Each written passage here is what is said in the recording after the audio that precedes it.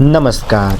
मार्च 2026 middle east के इतिहास में एक ऐसा महीना बन गया है जिसने दशकों पुराने जियोपॉलिटिकल रेखाओं को पूरी तरह मिटा दिया है।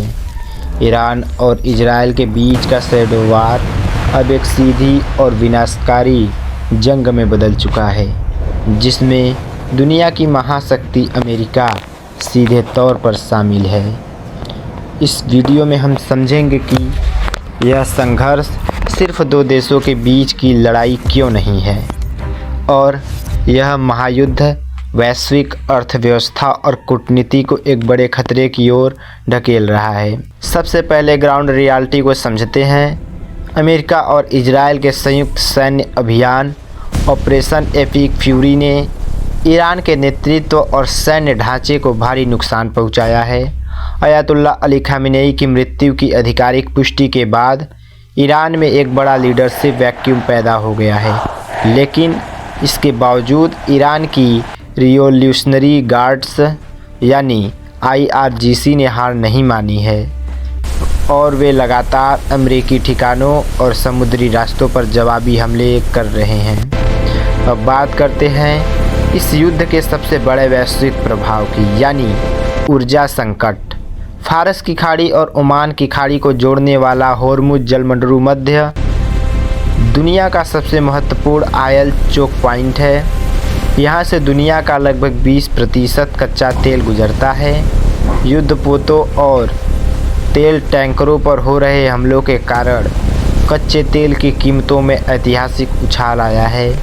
इसका सीधा असर भारत जैसे देशों पर पड़ रहा है, जहां ट्रांसपोर्ट और उत्पादन की लागत बढ़ने से महंगाई का एक नया दौर शुरू हो गया है। दूसरा बड़ा प्रहार ग्लोबल सप्लाई चेन पर हुआ है। मिसाइल और ड्रोन के डर से प्रमुख शिपिंग कंपनियों ने लाल सागर का मार्ग इस्तेमाल करना बंद कर दिया है। मालवाहक जहाज़ों को अब दूसरे अफ्रीकी महाद्वीप का चक्कर लगाकर जाना पड़ रहा है।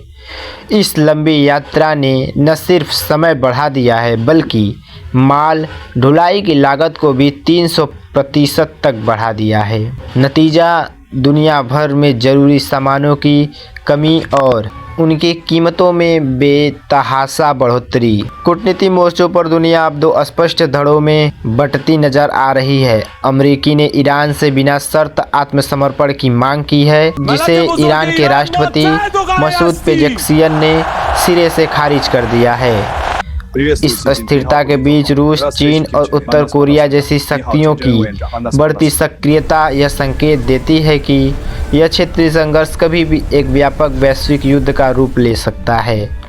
निष्कर्ष के तौर पर 2026 का यह युद्ध केवल हथियारों की लड़ाई नहीं है, यह एक ऐसा आर्थिक भूकंप है जिसके झटके पूरी दुनिया महसूस कर रही है। भारत के लिए यह समय विशेष रूप से चुनौतीपूर्ण है, जहां उसे अपने ऊर्जा हितों और वहां फंसे नागरिकों की सुरक्षा के बीच एक संतुलन बनाना है। इस जटिल मुद्दे पर आपकी क्या राय है? क्या आपको लगता है कि दुनिया एक और बड़े युद्ध की ओर बढ़ रही है? कमेंट में अपनी राय जरूर बताएं। धन्यवाद।